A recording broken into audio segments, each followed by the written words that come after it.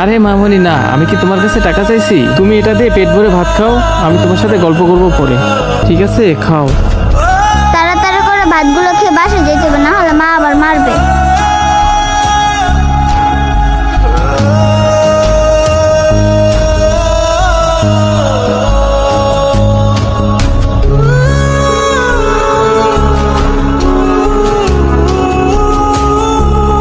আরে মেয়েটা মনে হয় অনেকদিন ধরে না খেয়ে আছে, তা না হলে এমন করবে কেন?